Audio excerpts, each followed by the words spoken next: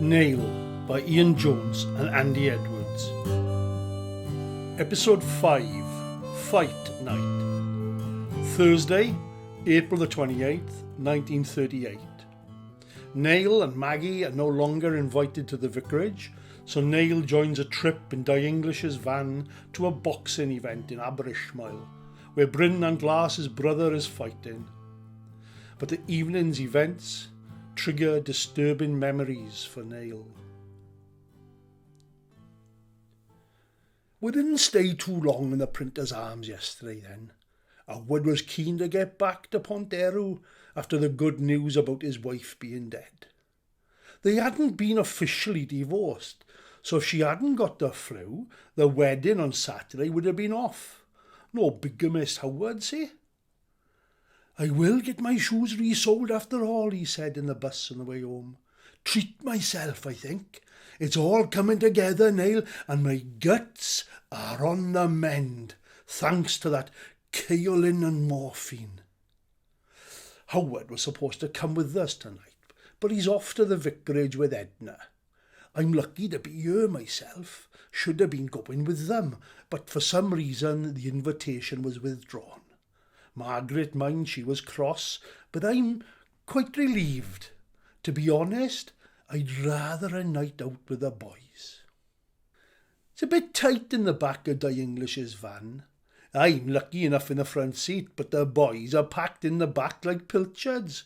Kipper, Merv, Nobby, Sergio, Eddie the ship, Ernie buses, and Bryn Nantlas. He's filling half the van on his own, grumbles Merv as Bryn squeezes into the back. Caio's running the bar on the ship, and Claude didn't fancy it, doesn't like boxing. If I want to see two men beating lumps out of each other, I can go down to the Old Oak on a Saturday night. Guaranteed to see a punch-up in there, Claude said. Can't disagree with him on that. It's like the Somme in there at the weekends, rolling out on the Carmarthen Road, fists and kicks and biting. Someone threw a chair through the window a couple of weeks ago. The Wild West, eh? If you can't hold it, don't drink it, Merv says. He's right as well. We're on our way to Aber Ishmael to watch Bryn Nantlas' brother Gwyn fighting in St. Peter's Church Hall. All aboard the Skylark, shouts Dai as he closes the back door. You drive carefully, Dai James, says Philomena as he climbs into the driver's seat. There's a lot of good quality meat in the back of that van. They both laugh loudly, and she winks at me. And in the front, she adds, smiling. Let's get this road on the show, shouts Merv. I can hardly breathe in here already. Dai pulls away and beeps his horn at Philomena. See you later, love, he shouts through the open window. Don't forget to pull the maggots out of the bacon. I won't, love, she says before turning and closing the shop door behind her.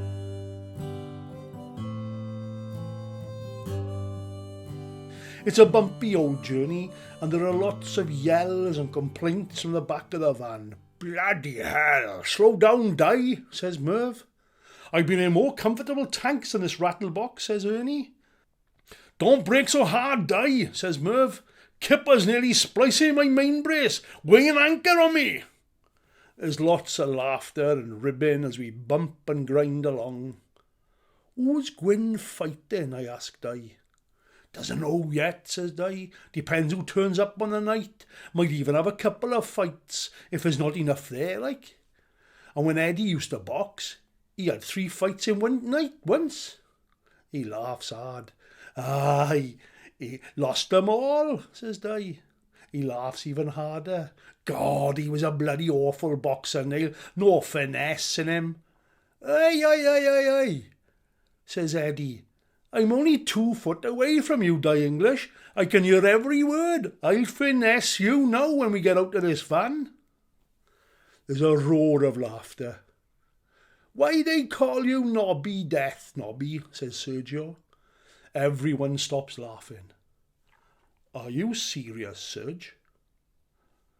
I'm an undertaker, man. Ah, he thought so, says Sergio. Everyone stares at Sergio. No one knows if he's being serious or not. Merv jumps in. When I was in the Navy, we had an hospital corpsman on board with us, physician and undertaker. Just in case you know, Arthur Thomas. Oh, and he laughs to himself.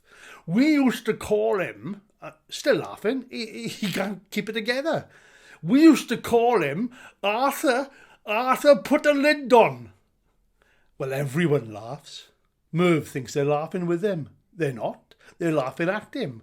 No one has any idea what he's talking about.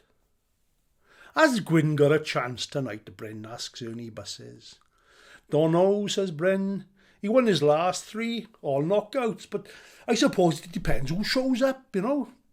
Mind you, if he clutches someone right, it won't matter how big they are. He's got a left hook on him, like being hit by a tram. Ernie nods approvingly. Didn't your uncle box, Bryn? Aye, and my cousin. Won a silver medal at the Empire Games in London, 1934. He never did, says Ernie. Honest to God. J.D. his name is. Featherweight. Lost to the South African in the final. Did he really, Bryn, says Kipper. I never knew. Aye. I'll bring his medal down the ship one day if you want. Oh, I'd love to see that, says Merv. I did a bit of boxing when I was in the Navy. He stops abruptly and folds his arms. No one has said anything, but he's got a feeling that he's about to be told to shut up. He mutters something to himself under his breath. Is he going to the games this year? Asks Ernie. Can't, replies Bryn. He's in the Navy and the games are in Sydney, Australia. Merv is straight in. I've been to Australia with the Navy. No, Merv, he's in Belfast, not Australia. Oh, I've never been there, says Merv. We arrive in Aber Ishmael and Dai parks the van behind the Stag and Pheasant. Time for a couple of pints before we go in, he says as he opens the back door. There's much moaning and groaning as the sardines leave the tin. I can't feel my feet, says Eddie. Mind you, when I can, the gout gives me hell, so perhaps I should count my blessings.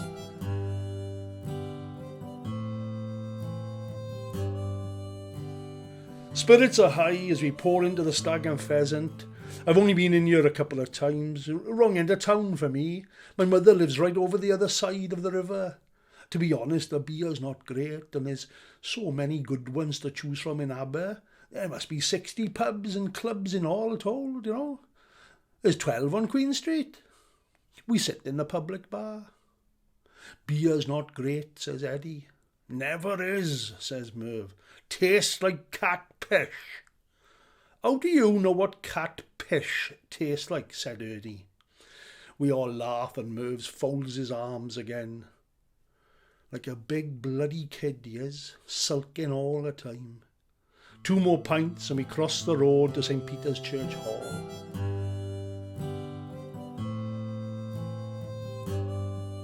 £2 to get in. Sit where you want, says the young lad on the door. Thanks, boy, says Dai, and we troop inside. Turns out there are 9 fights altogether.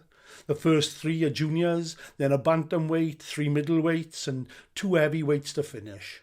Gwyn is in the penultimate bout and is fighting a gypsy who's been following the horse fair. Arrived on his horse about 4 o'clock apparently. He's tied up in the churchyard and he's been drinking in the hen and chickens till about half an hour ago, according to the old man sitting in front of us. Brute of a bloke, says the man in the front. Almost as big as his horse. Bigger they are, harder they fall, says Merv. Is that right, says Bryn. Merv doesn't reply.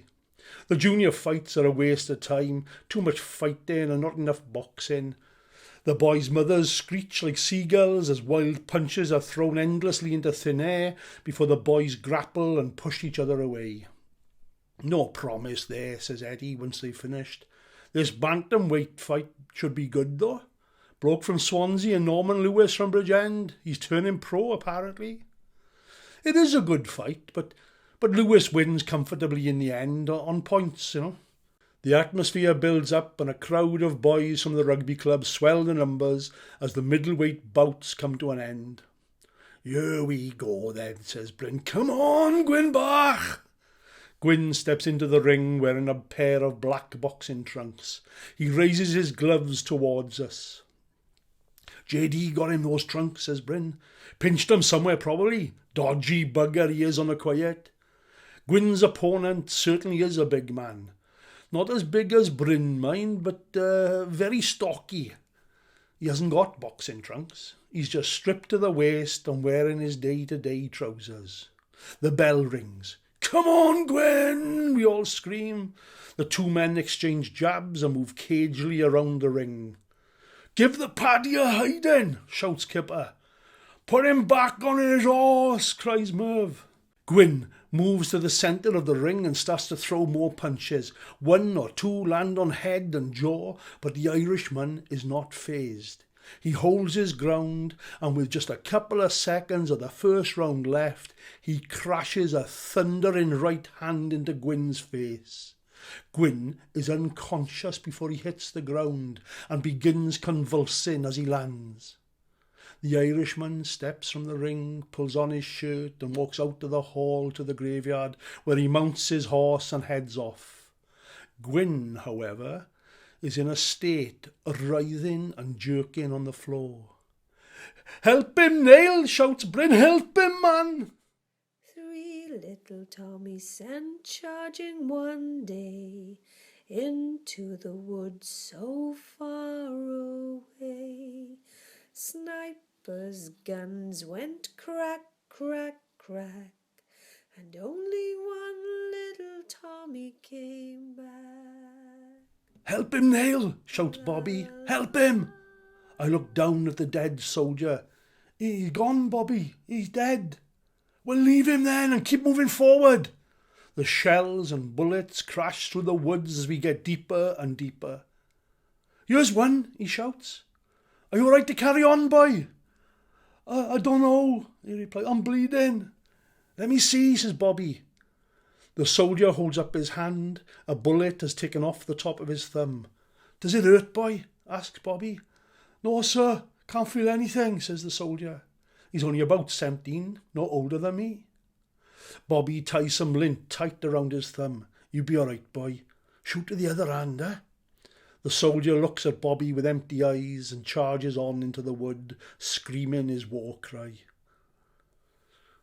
"Shit! Shit! Griffey's down!" says Bobby. We make a dash for the bomb crater where Sergeant Griffiths is lying and dive in on top of him. "Hello, boys.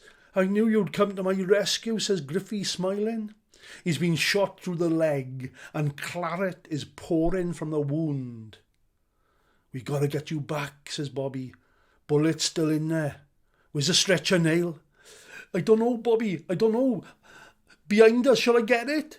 No. Don't risk it. "I'll carry him," says Bobby.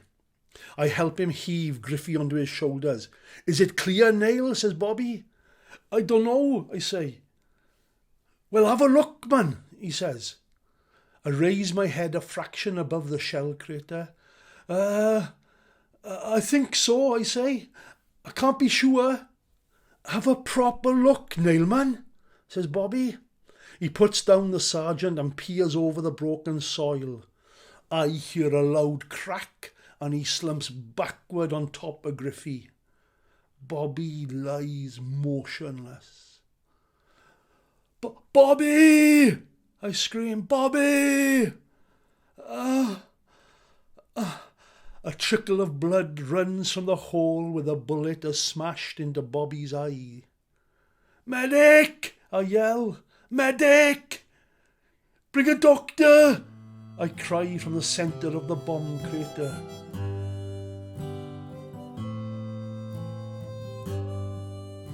"Bring a doctor!" cries Bryn from the centre of the boxing ring. "Medic!" he yells. "Medic!" A trickle of blood runs from the hole where the gypsy's fist smashed into Gwyn's eye. "Gwyn!" he screams. "Gwyn!" Gwyn is motionless.